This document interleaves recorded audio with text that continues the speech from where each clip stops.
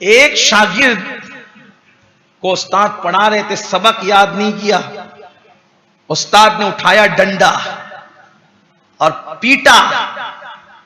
جب پیٹا تو دوستوں نے پوچھا کیسا مزہ آیا؟ ہوتا ہے کہ نہیں ہوتا ہے؟ حالانکہ مارنا نہیں چاہیے بچوں، اسلام اس کی اجازت نہیں دیتا. جو مارتے ہیں وہ ظالم ہے وہ، اور جو عالم ہوتا ہے وہ ظالم نہیں ہوتا. اس لیے کہ علم کی پہچان حلم سے ہے. علم کس کے پاس کتنا ہے اگر یہ دیکھنا ہے تو اس کا حلم دیکھو، جتنا حلم ہوگا اتنا ہی علم ہوگا، ورنہ پھر باقی سب اپنی جگہ ہے. دیکھو عالم ما کانا وما یکون، جتنا علم اللہ نے ان کے پاس دیا تھا کسی کو نہیں دیا تھا. کیوں؟ کیونکہ سب سے زیادہ عالم وہ ہیں، سب سے بڑے عالم وہ ہیں، سب سے زیادہ علم والے وہ ہیں، اسی لیے سب سے زیادہ علم والے بھی وہی ہیں. علم تو سینے میں چھپا رہتا ہے، پتا کیسے چلے کہ کتنی سطر یاد ہے؟ سطر کا نام علم نہیں ہے، علم تو جاننے کا نام ہے. اس پیٹی میں بند کتنا ہے وہ آپ کے علم سے ہوتا ہے. ایک مرتبہ ایک یہودی آیا، قرضہ دیا تھا حضور کو، یہودی آیا اور آنے کے بعد کہا میرا قرضہ دو. تو حضور نے فرمایا مدت تو جو بھی تھی وہ باقی ہے. تو اس نے کیا کہا؟ معاذ اللہ، نقل کفر نہ باشا. اس نے کہا تم عبد المطلب کی اولاد جھوٹ بولتے ہو. سید الصادقین کو کہا، لوگوں کو صداقت کی خیرات بانٹنے والے، کہ تم عبد المطلب کی اولاد جھوٹ بولنے لگے ہو. معاذ اللہ، صحابہ کی تلواریں نکل گئی، گستاخ، زبان روک. لیکن سید العالمین، سید المعلمین، عالم ما کانا وما یکون نے اصحاب کو روک دیا. بات مجھ سے کرتا ہے، تکلیف تمہیں کیا ہے؟ چھوڑ دو اس کو، چھوڑو اس کو. اس نے قدم پکڑ کے کہا میں کوئی معمولی آدمی نہیں ہوں، یہودیوں کا عالم ہوں.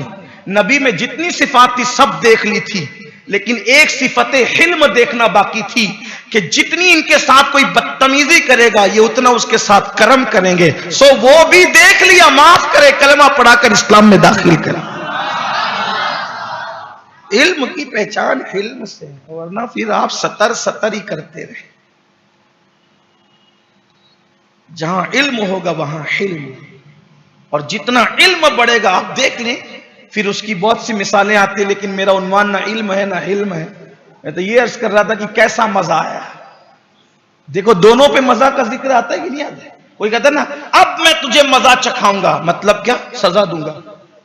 تو کبھی کبھی سزا پر بھی مزے کے الفاظ بولتے ہیں، کبھی کبھی سزا پر بھی مزے کے الفاظ بولتے ہیں، اور کبھی کبھی لذت چکھنے پر بھی مزے کے. سمجھ میں؟ تو قرآن کہہ رہا ہے کل نفس ذائقۃ الموت، ہر نفس کو موت کا مزہ چکھنا ہے. تو عمل جیسے ہوں گے ویسی مزہ ہوگا. میں نے بتایا نا آپ کو کہ بعض تو وہ ہیں کہ جن کو قبر میں دیدار ہوتا ہے، اور بعض تو وہ ہیں کہ جن کو خود لینے آتے ہیں. بعض وہ ہیں جن کو حضور خود لینے آتے ہیں. روایتوں میں آتا ہے کہ جب 6 رجب کو سرکار غریب نواز کا وصال ہوا تو اہل اللہ نے رسول اللہ کو اجمیر مقدس کی گلیوں میں چلتے دیکھا، عالم کشف میں دیکھا، عالم رویا میں، جس حالت میں بھی دیکھا ہمارے صوفیاء بیان کرتے ہیں. اور یہ بات تو ہمیں کسی کا خوف ہی نہیں ہے کہ ہمارا یہ عقیدہ ہے بس ہے.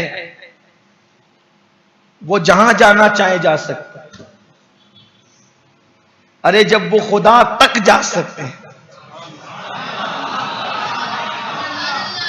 لامکاں کی بلندیوں پہ جا سکتے ہیں، تو ان کا کہیں اور آنا جانا. تو اجمیر معلیٰ کی زمین پہ ان کو 6 رجب کو چلتے دیکھا تو کسی نے پوچھا، رویا میں پوچھا، کشف میں، حضور آپ یہاں؟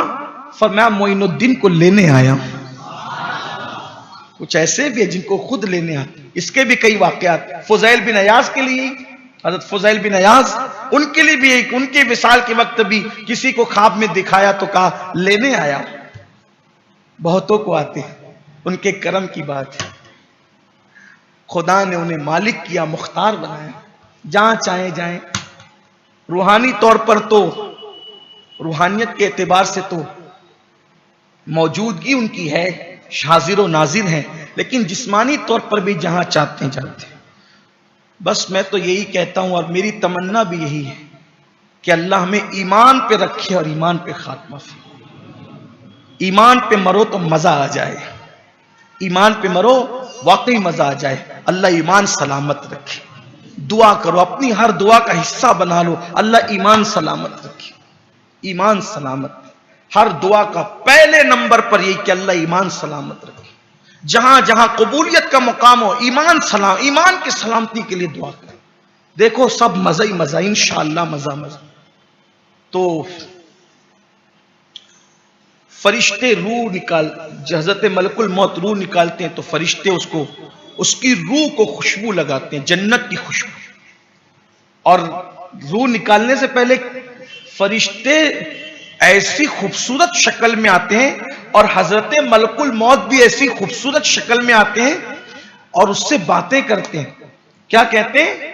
اے پاکیزہ روح چل, اس حالت میں کہ اللہ تجھ سے راضی ہے اور تو اللہ سے راضی, اور تو اس کے بندوں میں شامل ہو جا اور اس کی جنت میں داخل ہو جا.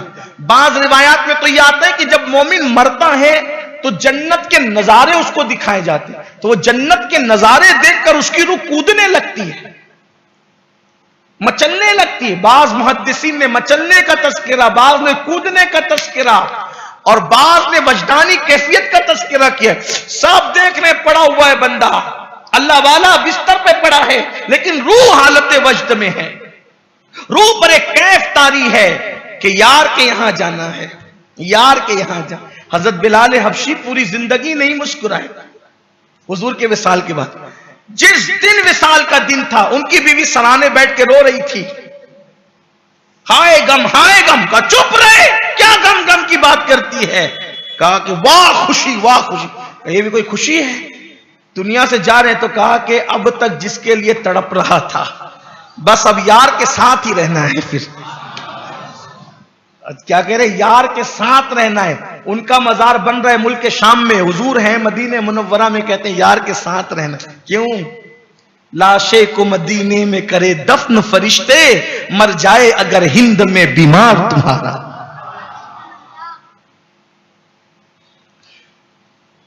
اگر آئندہ ہفتے وقت رہا تو مجھے ٹائم دلائیے گا, دفن کے بارے میں بیان کریں گے. اور ایک بات آپ کو بتائیں گے, کسی کو کہیں بھی دفن کرو, جو جہاں دفن ہونے کی تمنا کرتا ہے اس کو وہاں پہنچایا جاتا ہے. اس لیے کبھی کبھی قبر خود اور خالی نکلے نا تو شک مت کیا, بہت شکی مت بنو, یقین والے بنو. ہمیں دکھے نہ دکھے, جو عقیدہ قرآن و سنت میں آ گیا وہ اس پر ایمان لانا ضروری ہے. انشاءاللہ ہم اس کا تذکرہ کریں گے. مجھے آئندہ جمعہ کو تدفین کا اگر باب آ جاتا ہے تو ہم بتائیں گے, لیکن آ جاتے ہیں مختصر اس کو پورا کر لیتے ہیں. تو روح نکال کر, تو روح تو مچلتی رہتی ہے, اور آقا فرماتے ہیں جب اسی حالت میں روح نکلتی ہے تو ایسے دو تمثیل پیش کی مجھے. آقا فرماتے ہیں جیسے مشکیزے سے, مشکیزہ بھرا ہو, مشکیزہ سمجھتے ہیں نا, مشکیزہ بھرا ہو اور بھرنے کے بعد اس سے پانی ٹپک, جیسے ہمارے یہاں مٹکے سے پانی چوتا ہے نا ہلکا ہلکا سا, اسی طرح کوئی جگ کے اندر پانی رکھ دیا جائے یا گلاس مٹکے سے نکال کر کے تو کیسے ہلکا سا وہ ٹپکتا ہے. کوئی اس میں مشقت ہوتی ہے؟ میرے کریم آقا غیب داں نبی فرماتے ہیں جیسے مشکیزے سے پانی ٹپکتا ہے ایسے ہی مومن کی روح ٹپک جاتی ہے. اور دوسری یہ مثال پیش فرمائی, جیسے آٹے سے بال نکلتا ہے ایسے مومن کی روح نکل جاتی ہے. اور روح جب نکلتی ہے تو وہ جسم سے کلام کرتی ہے, اللہ تجھے جزائے خیر دے. مومن کی روح نکلتی ہے, جسم سے کلام کرتی ہے, اللہ تجھے جزائے خیر دے, تو نے مجھے اچھے کام میں لگا کے رکھا, تیرا بیڑا بھی پار میرا بیڑا بھی پار. جسم کہتا اللہ تجھے بھی جزائے خیر دے کہ تو نے میرا ساتھ دیا. اب دونوں جدا ہوتے, برسوں کی جو وہ اتحاد, برسوں کی ملاقات, برسوں کے تعلقات اب جدا ہوتے. اب جو جدا ہوتے ہیں تو اب اس کو کفن میں لپیٹا جاتا ہے, کفن, جنتی کفن میں, اور اس کو فرشتے لے جاتے ہیں آسمان کی طرف. اور وہ ہزاروں کی تعداد, جیسی روح بس یہی چیز, ہزاروں کی تعداد میں ہوتے ہیں. اور پہلے آسمان پہ جا کے دستک دیتے ہیں تو فرشتے پوچھتے ہیں کون؟ تو اس کا نام بتاتے ہیں فلاں بن فلاں کو لائے.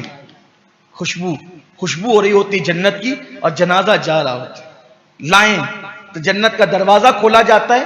اب جو لینے آئے تھے، جو فرشتے لینے آئے تھے، وہ پہلے آسمان پہ پہنچتے ہیں یہ روح لے کر کے اور مشک وغیرہ لگا کر جنتی کفن میں سجا کر، تو دلہن کی طرح اس کو جب لے کر جاتے ہیں تو پہلے آسمان کے جو فرشتے اللہ جن کو چاہتے ہیں پھر وہ بھی ساتھ ہو جاتے ہیں، تعداد اور بڑھ جاتی ہے.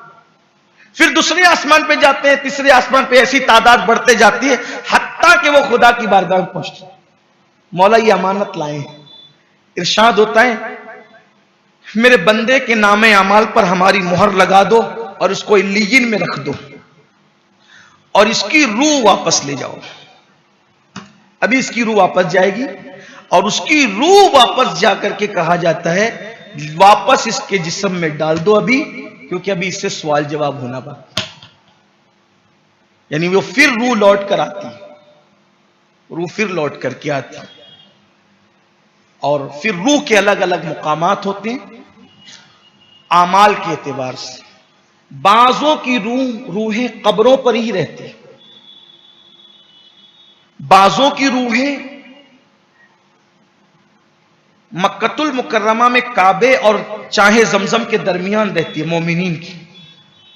اور بعضوں کی روحیں آسمانوں میں ہوتی اور بعضوں کی روحیں اعلیٰ علیین میں ہوتی اور بعضوں کی روحیں جنت میں رہتی. لیکن ساری یہ روحیں کہیں بھی ہو اس کا تعلق جسم سے برابر جڑا رہتا ہے. یعنی ایسا نہیں ہوتا کہ جسم اب الگ ہو گیا روح الگ ہوگی، نہیں، روح نکلنے کے بعد بھی روح کا تعلق جسم سے قائم رہتا ہے، بالکل قائم رہتا ہے. اور وہ برابر اس پر جو سزا ہوتی ہے وہ بھی اس کو پتا چلتی، جو جزا ہوتی ہے وہ بھی پتا چلتی.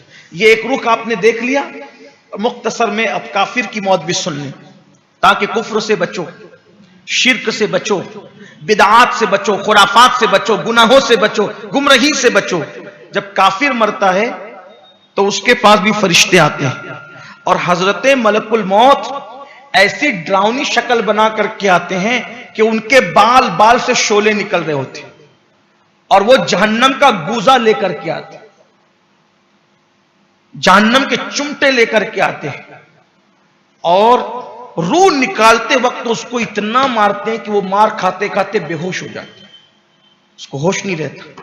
اور پھر اس کے ناخن سے روح کھینچتے ہیں تو اس کی کیفیت یہ ہوتی ہے کہ اگر اس کو کوئی اور عذاب نہ بھی دیا جائے تو یہی اس کے لیے بہت بدترین عذاب ثابت ہو.